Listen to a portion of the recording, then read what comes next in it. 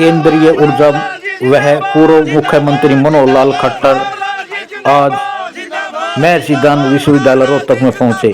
उन्होंने महर्षि दयानंद विश्वविद्यालय में संविधान गौरव समारोह एवं राष्ट्रीय युवा दिवस समारोह में मुख्य अतिथि शिरकत की। विश्वविद्यालय के टैगोर में हुए इस समारोह में उन्होंने कहा कि स्वामी दयानंद संविधान निर्माता डॉक्टर भीमराव अंबेडकर ने समाज और राष्ट्र को नई दिशा दी। समाज कल्याण तथा राष्ट्र उत्थान में इन दोनों महान विभूतियों का विशेष अतुलनीय योगदान है। समारोह के दौरान अपने संबोधन में मनोहर लाल खट्टर ने कहा कि कांग्रेस पार्टी ने सबसे ज्यादा संविधान में 75 संशोधन किए हैं। ये संशोधन ज्यादातर ऐसे थे जिनके जरिए सत्ता को किस प्रकार बचाया जा सके और कैसे चाहते लोगों को फायदा पहुंचा सके। जबकि भारतीय जनता पार्टी की सरकार के समय समाज हित में 22 संशोधन हुए।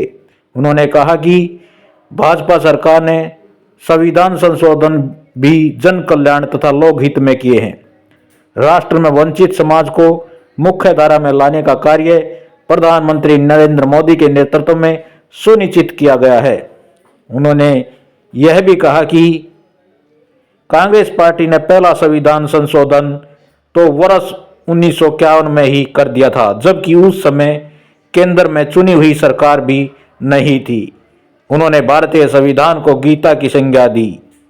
उन्होंने कहा कि जिस प्रकार गीता जीवन जीने का सार है, उसी प्रकार आज संतृप्त भारत की गीता संविधान है। इसीलिए प्रत्येक नागरिक को संविधान का आदर करना चाहिए।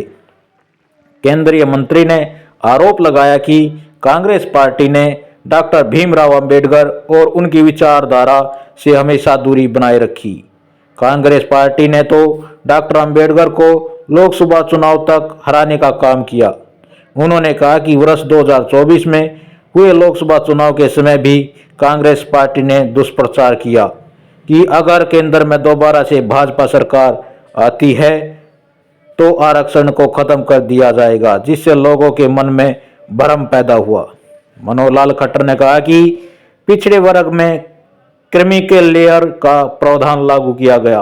अब अनुसूचित जाति में भी यह प्रावधान होने वाला है। उच्चतम न्यायालय ने भी कह दिया है कि जो वर्ग एक स्तर तक पहुंच गया है और जिसकी आय अच्छी हो गई है, उसे आरक्षण का लाभ नहीं मिलना चाहिए। आरक्षण का लाभ उसी वर्ग के गरीब तबके को मिले। उन्होंने कहा कि आरक्षण की व्यवस्था कभी खत्म नहीं हो सकती, लेकिन यह पात्र व्यक्ति के लिए होना चाहिए। अपात्र व्यक्ति को आरक्षण का लाभ नहीं मिलना चाहिए। उन्होंने कहा कि केंद्र और प्रदेश सरकार संविधान की भावना के अनुरूप योजनाएं बना रही है, जबकि कांग्रेस पार्टी ने तो कर्नाटक में चुनाव के दौरान अपने घोषणा पत्र में धर्म के आधार पर आरक्षण की बात कही, जबकि संविधान में धर्म के आधार पर आरक्षण वर्जित है।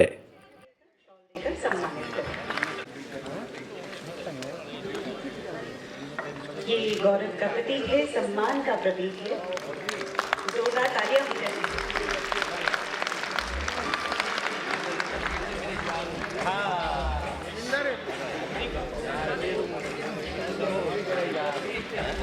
अब मैं अनुरोध करूंगी एक बार फिर से कुलपति महोदय से कि वे कृपया हमारे विशेष अतिथि डॉक्टर दिलीप सिंह, भारतीय प्रशासनिक सेवा से सेवानिवृत्त हमारे आज के विशेष अतिथि, उन्हें भी एक स्मृति चिन्ह देकर शॉल देकर सम्मानित करें। ये नरेंद्र मोदी जी के समय हुआ। बैकलॉग का विषय और प्रमोशन, रिजर्वेशन इन प्रमोशन, ये हमारे कार्यकाल में हुआ। 10% का ईडब्ल्यूएस का रिजर्वेशन, ये मोदी जी के कार्यकाल में हुआ।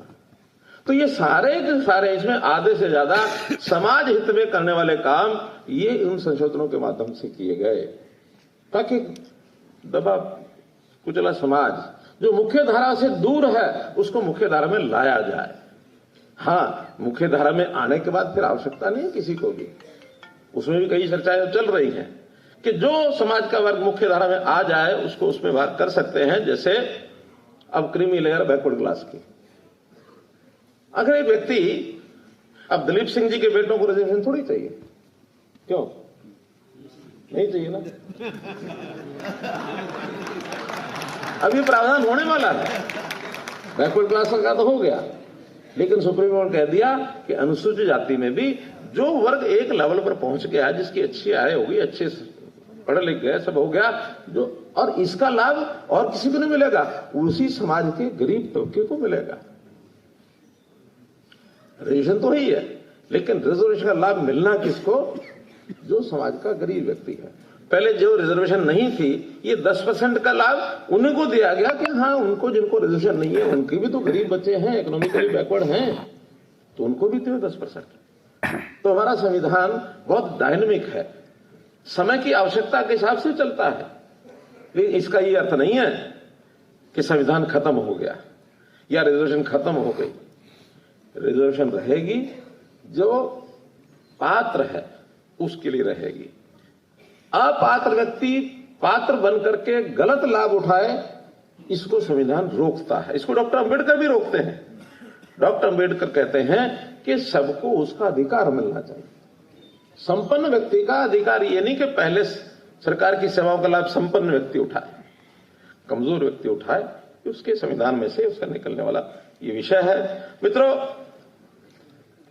आज संविधान के हिसाब से ये जो सरकारें चल रही हैं इस समय, भारतीय जनता पार्टी चाहे केंद्र में है चाहे प्रदेशों में, नई योजनाएं जितनी बना रहे हैं, हम उस संविधान की भावना के अनुरूप बना रहे हैं। हर किसी को उसका अधिकार, पारदर्शिता, समरसता, पंथ निरपेक्षता, कि किसी पंथ के आधार के ऊपर कोई बात न की जाए।